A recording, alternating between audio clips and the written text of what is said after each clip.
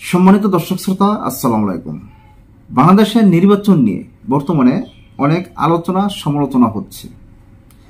এখানে নির্বাচনের রোডম্যাপটা এখনো সঠিক কোনো সিদ্ধান্তে যাচ্ছে না, যে নির্বাচনের রোডম্যাপটা কবে দিবে, কোন মাসে দিবে, কোন বছরে দিবে, এই বছর দিবে নাকি আগামী বছর দিবে, এটা নিয়ে অনেকই আলোচনা সমালোচনা হচ্ছে।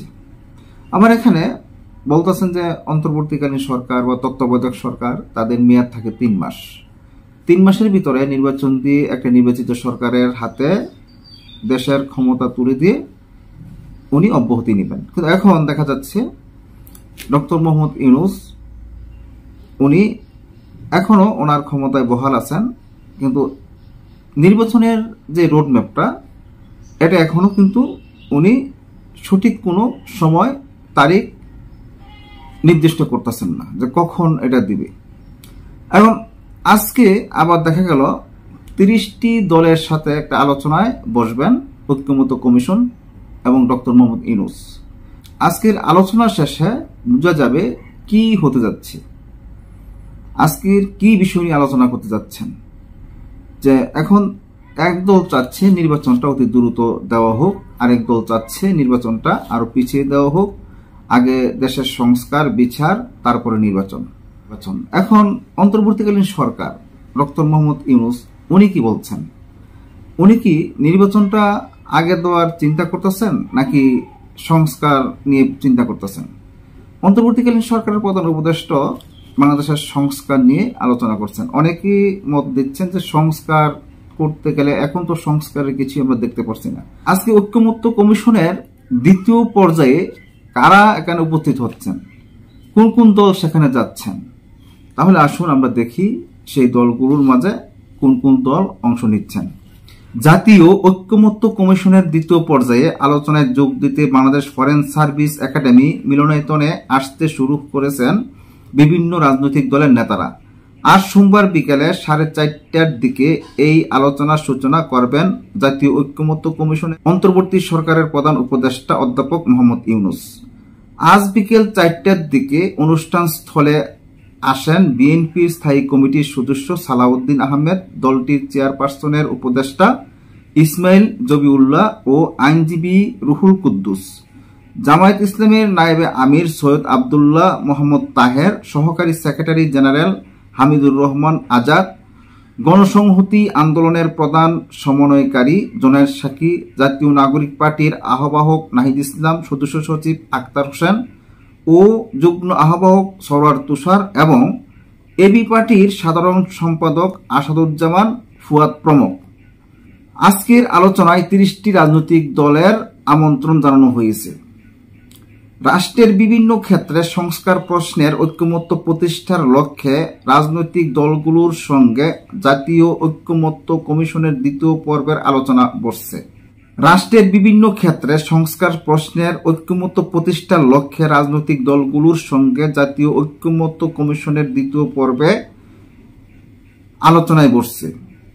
ঐক্যমত্য কমিশন সূত্র জানায়, প্রধান উপদেষ্টা রাজনৈতিক দলগুলোর সঙ্গে বৈঠক করার পর রাজনৈতিক দলগুলোর সঙ্গে কমিশনের আলোচনা হবে বিষয়ভিত্তিক। পবিত্র ঈদুল আজহার আগে একদিন এবং ঈদের পরে দলগুলোর ধারাবাহিকভাবে বিষয়ভিত্তিক আলোচনা চলবে। বিশেষ করে সংবিধান সংস্কার কমিশনের যেসব মৌলিক প্রস্তাবে এখনো ঐক্যমত্য হয়নি সেগুলো এ পর্বে বেশি গুরুত্ব পাবে। রাজনৈতিক দলগুলোর সঙ্গে আলোচনার মাধ্যমে ঐক্যমত্যের ভিত্তিতে আগামী জুলাই মাসে জুলাই সনদ তৈরি করার লক্ষ্যে রয়েছে ঐক্যমত্য কমিশনের। গত বছরের অক্টোবরে সংবিধান, নির্বাচন ব্যবস্থা, জনপ্রশাসন, বিচার বিভাগ, দুর্নীতি দমন কমিশন ও পুলিশ সংস্কার কমিশন গঠন করে অন্তর্বর্তী সরকার। গত ফেব্রুয়ারিতে কমিশনগুলোর পূর্ণাঙ্গ প্রতিবেদন দেয়। সংস্কার প্রস্তাবগুলো নিয়ে ঐক্যমত্য প্রতিষ্ঠার লক্ষ্য গত 15 ফেব্রুয়ারি থেকে যাত্রা শুরু করে জাতীয় ঐক্যমত্য কমিশন। পুলিশ সংস্কার কমিশন বাদে বাকি 5টি কমিশনের গুরুত্বপূর্ণ 166টি প্রস্তাব চক আকারে দলগুলোর কাছে পাঠিয়ে মতামত নেয় কমিশন। এরপর গত 20 মার্চ থেকে দলগুলোর সঙ্গে আলাদাভাবে প্রথম পর্বের আলোচনা শুরু হয়। প্রথম পর্বের আলোচনা শেষ হয় 19 মে। প্রথম পর্বের 33টি দলের সঙ্গে আলোচনা করে ঐক্যমত্য কমিশন। পরে 26 মে ঐক্যমত্য কমিশন সংবাদ সম্মেলন করে প্রথম ধাপের আলোচনা অগ্রগতি তুলে ধরে। প্রথম পর্যায়ে আলোচনায় যেসব বিষয়ে ঐক্যমত্য হয়েছে এবং সেগুলোর ঐক্যমত্য হয়নি এমন কিছু গুরুত্বপূর্ণ প্রস্তাব বা সুপারিশের কথা সেদিন সংবাদ সম্মেলনে তুলে ধরেন জাতীয় ঐক্যমত্য কমিশনের সহসভাপতি অধ্যাপক আলী রিয়াজ। ক্ষমতার ভারসাম্য সহ বেশ কিছু গুরুত্বপূর্ণ সাংবিধানিক প্রশ্নে এখনো ঐক্যমত্যে পৌঁছানো যায়নি বলে ওই দিন জানিয়েছিল জাতীয় ঐক্যমত্য কমিশন।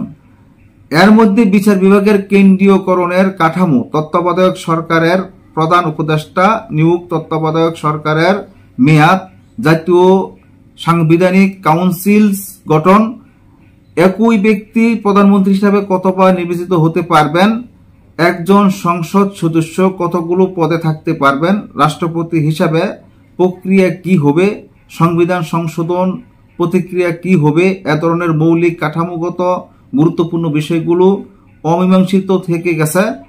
তবে এসব বিষয়ে অনেক দল আরো আলোচনার কথা বলেছে এবং আলোচনায় নমনীয়তা দেখিয়েছে বলে জানায় ঐক্যমত্য কমিশন। সম্মানিত দর্শক শ্রোতা, এই ছিল জনপ্রিয় পত্রিকা প্রথম আলোর একটা প্রতিবেদন। আজকের এই প্রতিবেদনের মাধ্যমে জানতে পেরেছেন আজকে 30টি রাজনৈতিক দল ঐক্যমত্য কমিশনের সাথে বৈঠকে বসবেন। বৈঠক শেষেই বোঝা যাবে এখানে কি কি আলোচনা করা হয়েছে। আজ এই পর্যন্তই। আল্লাহ হাফেজ।